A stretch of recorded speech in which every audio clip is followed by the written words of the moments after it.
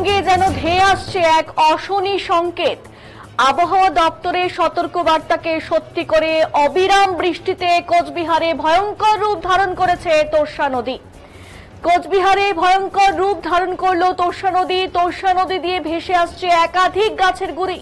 ইতিমধ্যেই তোর্ষা নদীতে জল বাড়ার ফলে নদী পার্শ্ববর্তী এলাকার বাসিন্দারা নিজেদের সামগ্রী সরাতে শুরু করেছে। আবহাওয়া দপ্তরের পক্ষ থেকে জানানো হয়েছিল উত্তরবঙ্গ জুড়ে শনিবার ও রবিবার ভারী বৃষ্টিপাতের সম্ভাবনা।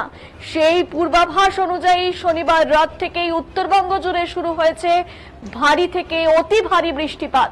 লাগাতার ভারী বৃষ্টিপাতের জেরেই জল শুরু করেছে উত্তরবঙ্গের বিভিন্ন নদী।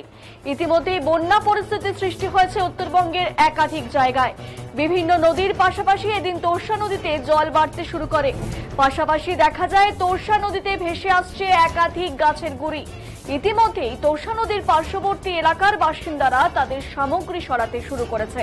কোচবিহার পৌরসভার পৌরপতি রবীন্দ্রনাথ ঘোষ এদিন একাধিক এলাকা পরিদর্শন করেন। তিনি জানান অতিবৃষ্টির ফলেই এই পরিস্থিতির সৃষ্টি হয়েছে। কোচবিহারে 172 মিলিমিটার বৃষ্টিপাত হয়েছে গতকাল রাতেই। এই বৃষ্টির ফলে শহরের একাধিক এলাকা জলমগ্ন হয়ে পড়েছে। জল ধীরে ধীরে নামছে। ইতিমধ্যে প্রশাসনিক আধিকারিকগণ গোটা বিষয়টির উপর নজর রাখছে। আগামীকাল মুখ্যমন্ত্রী উত্তরকন্যায় আসছেন বন্যা পরিস্থিতি খতিয়ে দেখতে বলে জানিয়েছেন রবীন্দ্রনাথ ঘোষ।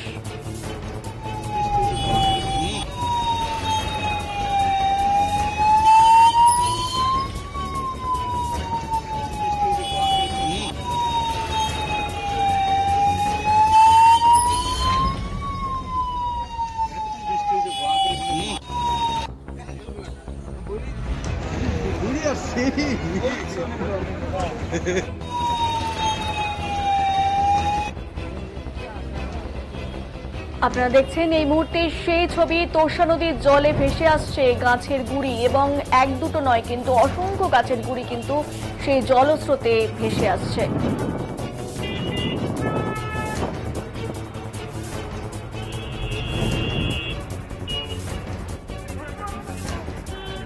এই ভয়ঙ্কর বন্যা পরিস্থিতি খতিয়ে দেখতে সেখানে পৌঁছেছেন রবীন্দ্রনাথ ঘোষ। কি জানাচ্ছেন তিনি শুনবো।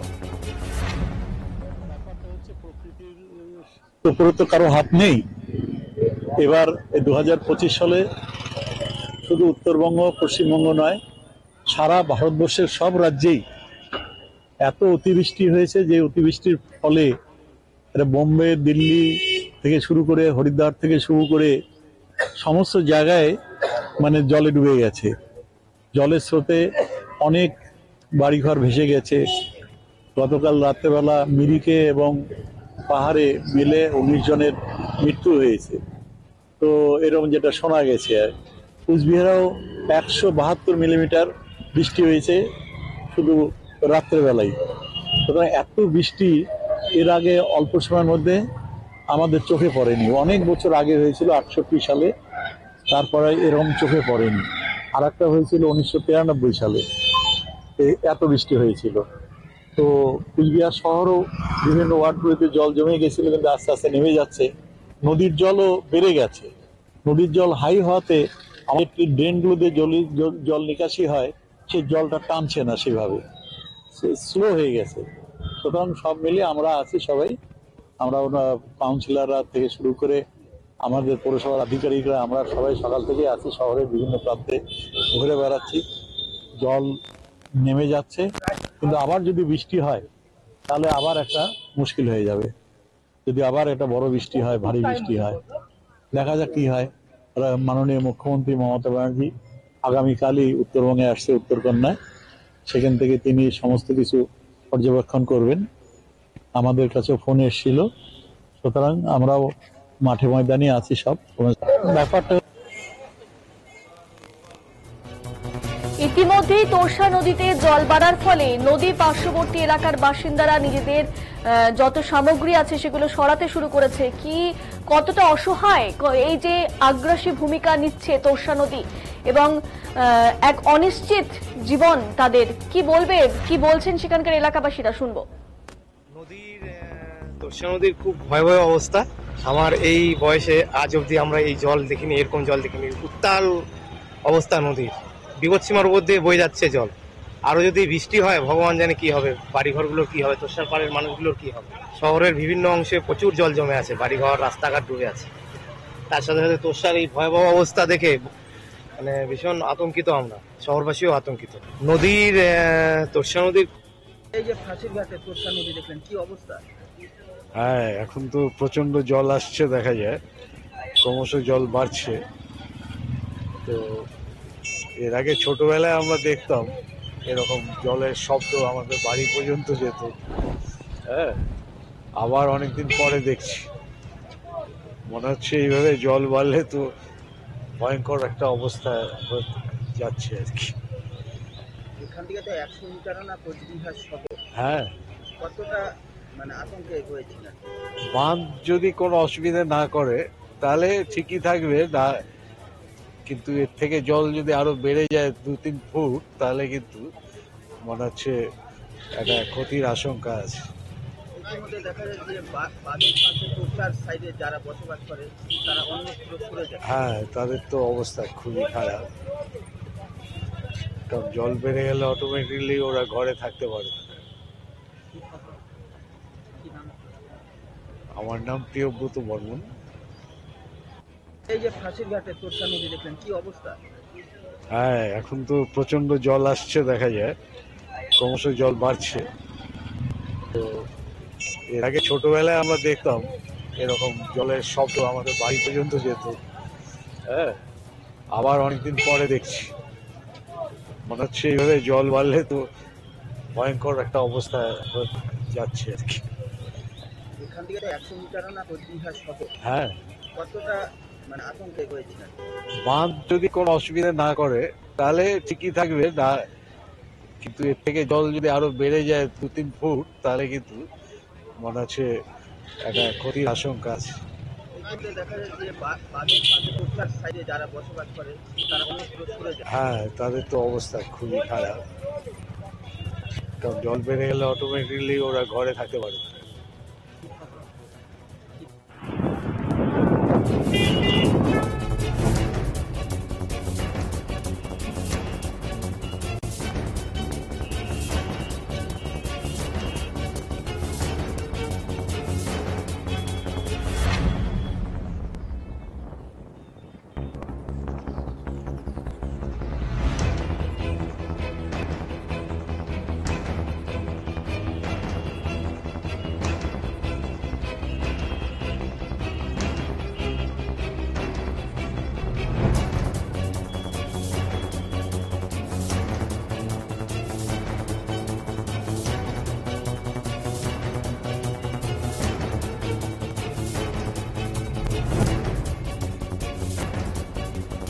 কোচবিহারে ভয়ঙ্কর রূপ ধারণ করেছে তোষা নদী। তোষা নদী দিয়ে ভেসে আসছে একাধিক গাছের গুড়ি। ইতিমধ্যেই তোষা নদীতে জল বাড়ার ফলে নদীর পার্শ্ববর্তী এলাকার বাসিন্দারা নিজেদের সামগ্রী সরাতে শুরু করেছে। আবহাওয়া দপ্তরের পক্ষ থেকে জানানো হয়েছিল উত্তরবঙ্গ জুড়ে শনিবার ও রবিবার ভারী থেকে অতি ভারী বৃষ্টিপাত। সেই পূর্বাভাস অনুযায়ী শনিবার রাত থেকেই শুরু হয়েছে উত্তরবঙ্গ জুড়ে ভয়ঙ্কর রকমের বৃষ্টি এবং সেই বৃষ্টিপাতের জোরে জল বাড়তেই শুরু করেছে উত্তরবঙ্গের বিভিন্ন নদী। ইতিমধ্যেই বন্যা পরিস্থিতি সৃষ্টি হয়েছে উত্তরবঙ্গের একাধিক জায়গায়। বিভিন্ন নদীর পাশাপাশি এদিন তোষা নদীতে জল বাড়তে শুরু করে। পাশাপাশি দেখা যায় তোষা নদীতে ভেসে আসছে একাধিক গাছের গুড়ি। এই মুহূর্তে আপনারা দেখতে পাচ্ছেন সেই ছবি। তোষা নদী যেন একেবারে সমস্ত গ্রাস করে নিয়ে এগিয়ে চলে যাচ্ছে এবং পার্শ্ববর্তী এলাকার বাসিন্দারা ইতিমধ্যেই তাদের জরুরি সামগ্রী গুটিয়ে সেখান থেকে প্রস্থান করার জন্য তৈরি হয়েছে।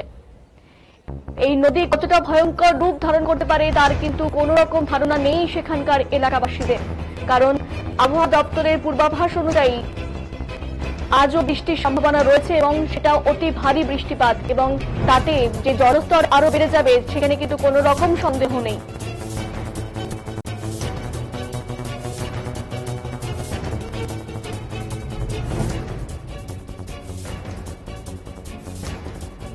কোচবিহারে 172 মিলিমিটার বৃষ্টিপাত হয়েছে গতকাল রাতে। এই বৃষ্টির ফলে শহরের একাধিক এলাকা জলমগ্ন হয়ে পড়েছে। জল ধীরে ধীরে নামছে কিন্তু এখনো পর্যন্ত আকাশের মুখ ভার। ইতিমধ্যে প্রশাসনিক আধিকারিকগণ গোটা বিষয়টির উপর নজর রাখছে। আগামীকাল মুখ্যমন্ত্রী উত্তরকন্যায় আসছেন বন্যা পরিস্থিতি খতিয়ে দেখতে বলেও জানিয়েছেন রবীন্দ্রনাথ ঘোষ।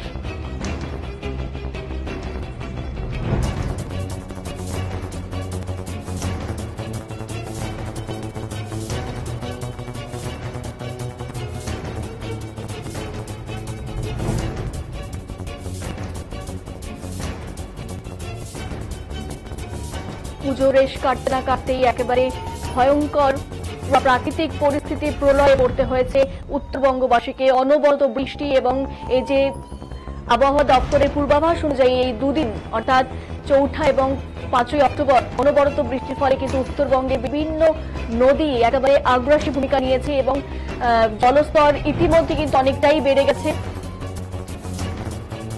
এই মুহূর্তে আমাদের প্রতিনিধি বিপুল রয়েছে আমাদের সঙ্গে, আমরা বিপুলের সঙ্গে কথা বলে নেব।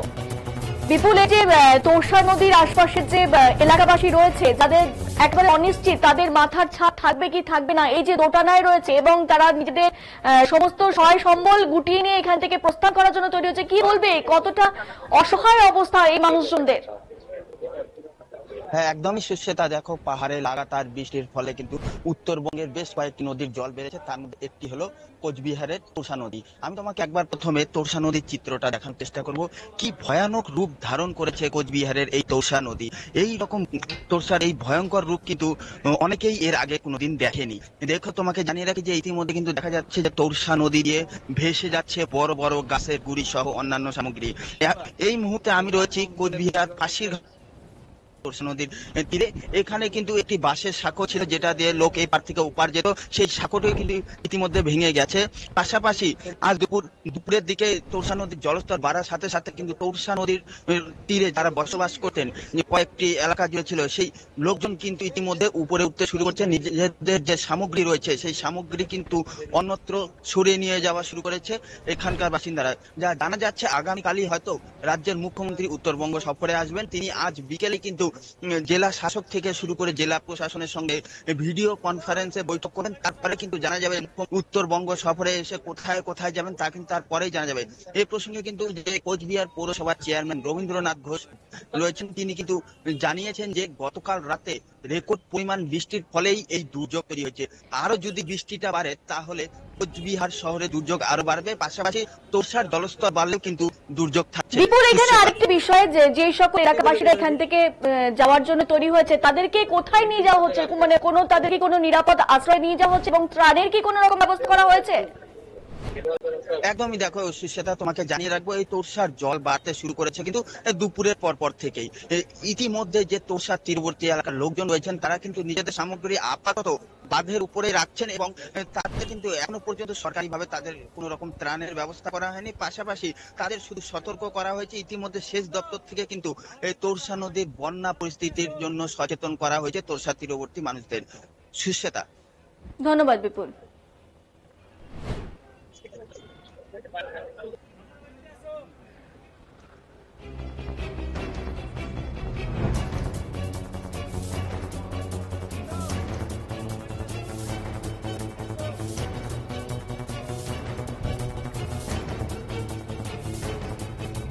অনবরত বৃষ্টির ফলে একেবারে তোরসা নদী যেরকম আগ্রাসী ভূমিকা নিয়েছে, সেক্ষেত্রে কিন্তু লোকালয়েও কিন্তু বলা যেতে পারে কিছুটা একই অবস্থা। জল নিকাশি ব্যবস্থা একবারে থমকে গেছে এবং জনজীবন বিপর্যস্ত বলা যেতে পারে। বিভিন্ন বাড়িতে কিন্তু ইতিমধ্যে জল ঢুকে গেছে, ড্রেন এবং রাস্তার জল মিলেমিশে একাকার।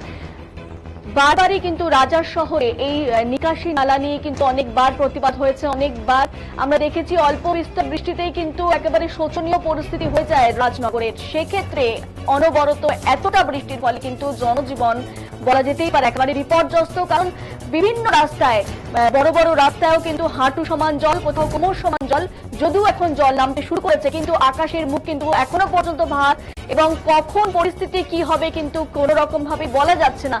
অবিরাম যদি আরো বৃষ্টি চলতেই থাকে তাহলে কিন্তু রাজনগরের পরিস্থিতি কিন্তু শোচনীয় হতে পারে।